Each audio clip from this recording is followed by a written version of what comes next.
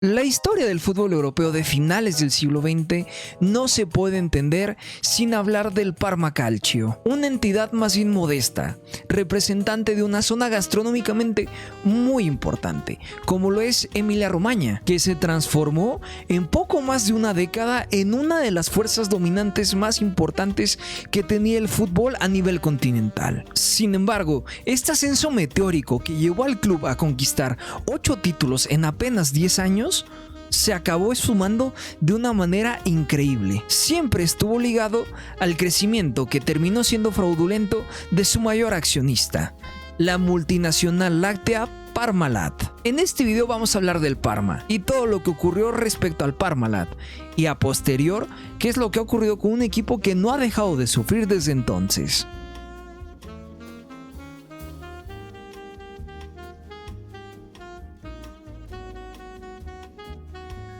El motor económico detrás del milagro del Parma fue Callisto Tanzi, un empresario cuya visión transformó una pequeña charcutería familiar en Colocchio en un gigante alimenticio global. En 1961, tras la muerte prematura de su padre, Tanzi asumió las riendas del negocio.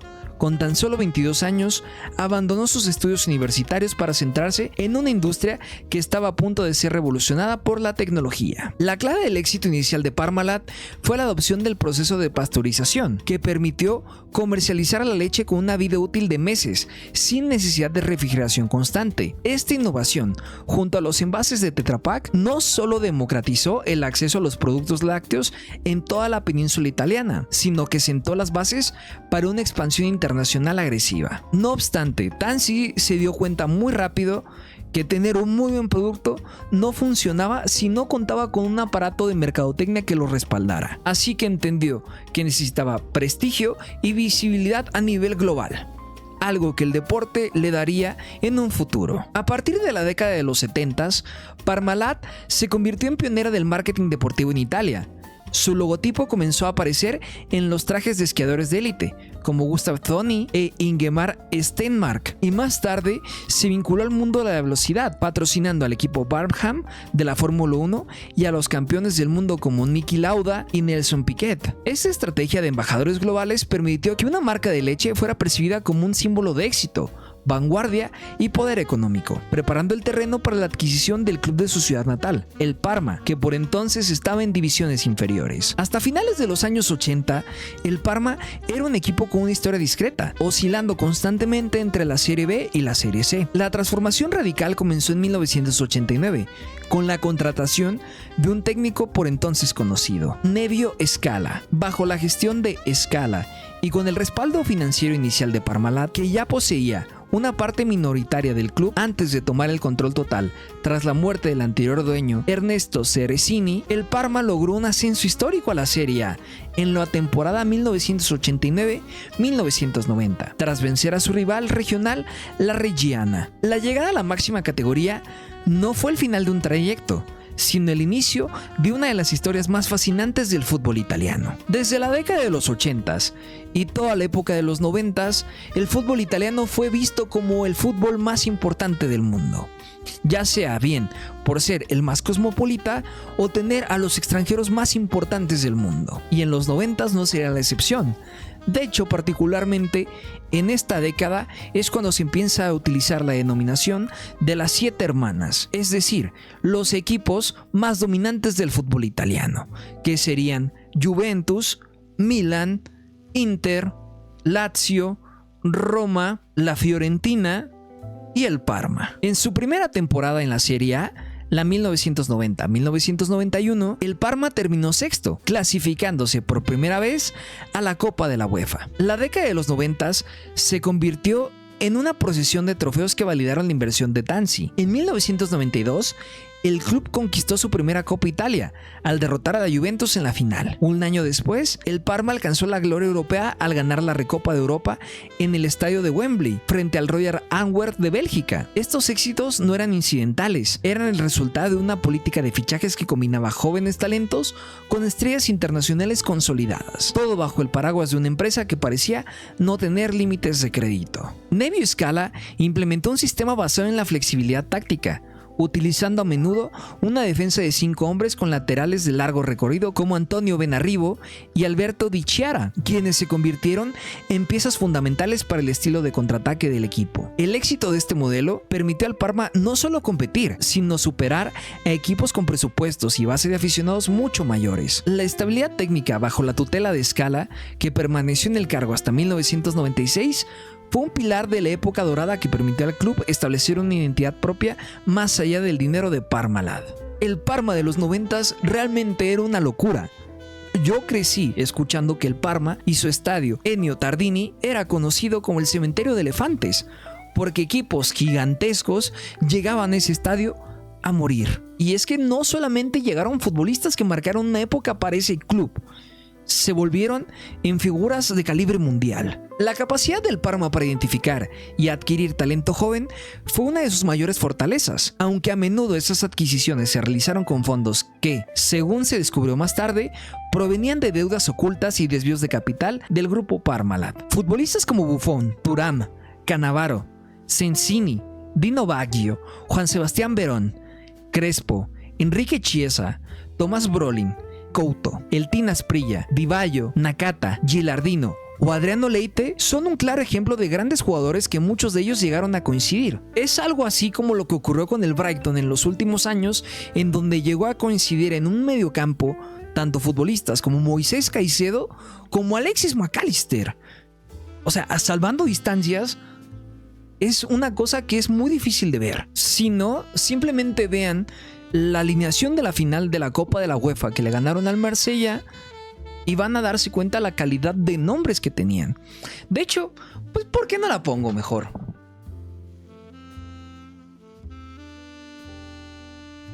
A finales de los 90s, el Parma comenzó a operar bajo una estrategia que parecía anticiparse a la era moderna de clubes vendedores: adquirir talento joven, revalorizarlo mediante el éxito deportivo y venderlo por cifras astronómicas a los gigantes tradicionales como la Juventus o el Milan. Sin embargo, a diferencia de los modelos sostenibles actuales, las ventas del Parma eran a menudo una medida desesperada de tapar los crecientes agujeros financieros de la familia Tanzi, cuya matriz industrial empezaba a tambalear bajo el peso de una deuda masiva e invisible para los reguladores. El punto de inflexión en la política del mercado del club se produjo en el verano del 2001.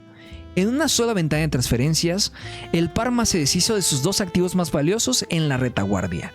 Gianluigi Buffon fue traspasado a la Juventus por una cifra que rondó los 52 millones de euros, estableciendo un récord mundial para un portero que se mantuvo vigente durante casi 2 décadas. En ese mismo mercado, Lilian Thuram también se unió al equipo de Turín por 36 millones de euros. Apenas un año antes, el club ya había realizado su venta más lucrativa hasta la fecha, el traspaso de Hernán Crespo a la Lazio, por una cifra superior a los 56 millones de euros, en lo que fue una de las operaciones más costosas en la historia del fútbol italiano en ese momento. Esas ventas, en teoría, generaron ingresos por más de 100 millones de euros. De hecho, nada más entre la venta de Crespo y Buffon ya superaron los 100 millones.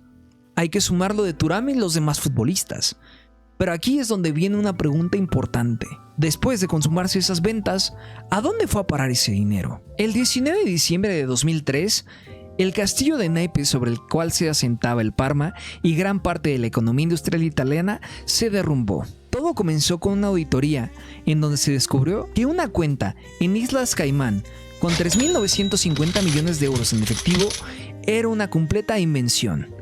Lo que siguió fue el descubrimiento de lo que sigue siendo la mayor bancarrota corporativa en la historia de Europa, con una deuda real de 14.000 millones de euros, 8 veces más de lo que la compañía había declarado en sus balances oficiales. El fraude de Parmalat no fue solo una cuestión de mala gestión, sino una operación criminal deliberada y sofisticada que duró al menos 15 años. Para ocultar las pérdidas masivas derivadas de su expansión descontrolada y de los desvíos de fondos de la familia Tanzi, la empresa utilizó una red de sociedades instrumentales y filiales en paraísos fiscales. La pieza central del esquema fue Bonlat, una filial con sede en las Islas Caimán que servía como un agujero negro contable donde se registraban activos inexistentes y se ocultaban las deudas. La audacia de los ejecutivos liderados por el financiero Fausto Tona llegó al extremo de falsificar documentos del Bank of America utilizando un escáner y pegamentos para certificar la existencia de depósitos millonarios que respaldaran la emisión de nuevos bonos de deuda. Lastimosamente, el Parma no fue ajeno a estos malos manejos. Se estima que el club generó pérdidas operativas por más de 320 millones de euros, que fueron cubiertas sistemáticamente por Parmalat. Fuera bien haciendo facturación ficticia o simplemente desvíos de capital. La investigación judicial posterior reveló que la familia Tanzi no solamente utilizaba al Parma como un lavador de imagen, sino como un distractor de fondos para los inversores, que fueron uno de los mayores perjudicados en toda esta odisea. Tras la detención de Calixto Tanzi en diciembre de 2003, el Parma entró en un periodo de supervivencia agónica. A diferencia de Parmalat, el club fue declarado insolvente, pero se le permitió seguir operando bajo una administración controlada especial, gracias a una ley de gobierno italiano, diseñada para salvar empresas de importancia nacional. Bajo la supervisión del comisario Enrico Bondi, el club operó como Parma FC S.p.A., una entidad separada de Parmalat, pero sin fondos para invertir. Durante 3 años, el club vivió de la venta constante de sus mejores jugadores, como Antonio Gilardino y Adriano Leite, y de una gestión de mínimos que milagrosamente le permitió mantenerse en la Serie A e incluso alcanzar las semifinales de la Copa UEFA en 2005. Sin embargo, la falta de un comprador sólido llevó al club a una subasta judicial en 2007, donde fue adquirido por Tommaso Ghirardi, un joven empresario del sector siderúrgico. Aunque inicialmente pareció traer estabilidad, logrando el ascenso inmediato tras un descenso efímero a la Serie B en 2008, su gestión terminaría siendo otro espejismo de deudas ocultas y descontrol financiero. La era de Ghirardi terminó de la manera más humillante posible. En la temporada 2013-2014, el club logró clasificarse para la Europa League, pero la UEFA le denegó la licencia por un impago en impuestos sobre los salarios. Este pequeño impago reveló una montaña de deudas superior a los 200 millones de euros. Ghirardi vendió el club. En marzo de 2015, la deuda del club había sido liquidada.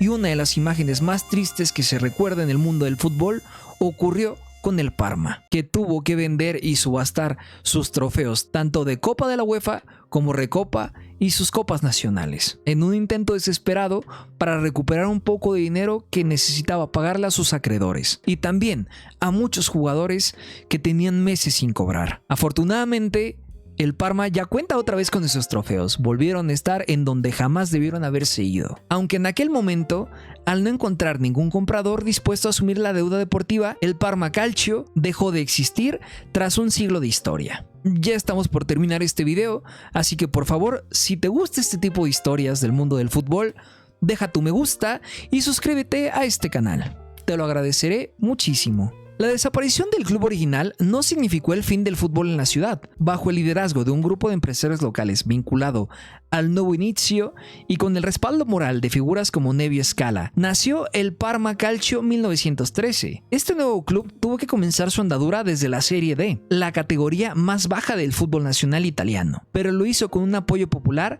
que demostró que la identidad del club era más fuerte que el fraude corporativo. Lo que el Parma logró entre 2015 y 2018 es un hito sin precedentes en la historia del fútbol moderno. El club batió el récord de abonados de la Serie D, con más de 9,000 aficionados, y con una plantilla liderada por el eterno capitán Alessandro Lucarelli, quien prometió llevar al equipo de vuelta a la Serie A tras vivir el descenso administrativo. Logró 3 ascensos de manera consecutiva. En 2018, en un partido dramático ante el Spezia, el Parma certificó su regreso a la Serie A, completando un viaje de 1000 días desde el fútbol amateur hasta el Olimpo profesional. Este ascenso no solo fue un triunfo deportivo, sino una redención moral para una ciudad que se sintió traicionada por los excesos de la era de Tanzi y Ghirardi. Desde 2020, el club ha entrado en una nueva fase de estabilidad bajo la propiedad del grupo estadounidense Kraus. A diferencia de los modelos anteriores, el enfoque actual se centra en la inversión de infraestructura, la renovación del estadio Tardini, el desarrollo de una cantera potente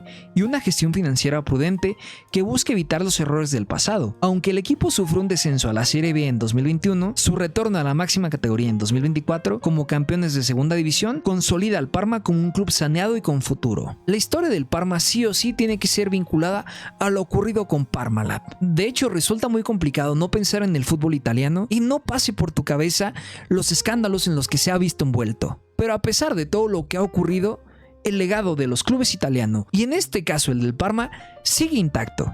Ese legado se ganó en la cancha y sigue estando en la memoria colectiva de muchos aficionados. Esos títulos que se ganó bajo la dirección de Scala o Malesani en un futuro, junto con grandes futbolistas como Buffon, Thuram, Cannavaro, Verón, Broly, Asprilla, Gianfranco Sola.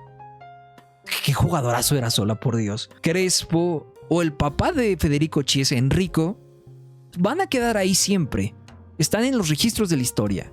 Y no hubo nada ilegal en eso, por más que su financiación haya sido un espejismo. Y es que el hecho de que el club se encuentre actualmente en Serie A, después de todo lo que ha sufrido, ese infierno de estar en cuarta división y tener que conseguir ascensos de manera consecutiva, es solamente un reflejo muy claro de un pensamiento que yo tengo. Y es que la pasión de una comunidad y la identidad que te da pertenecer a un club de fútbol son activos mucho más valiosos y resistentes que cualquier balance contable falsificado. El Parma de hoy, con una propiedad estadounidense, es un Parma mucho más mesurado, que entiende qué es lo que está ocurriendo con el nuevo fútbol italiano, que intenta reconciliar esta realidad deportiva con una realidad económica que es muy dispar en el resto de Europa, aprendiendo de las sombras de un pasado en donde la leche era blanca, pero no era transparente en sus cuentas. A día de hoy, el estadio Ennio Tardini sigue en pie, no como un monumento al fraude, sino como el hogar de una afición que nos ha demostrado que la lealtad no se puede liquidar en una subasta judicial. Yo fui Luis, esto fue Fútbol en Perspectiva y nos vemos la próxima semana.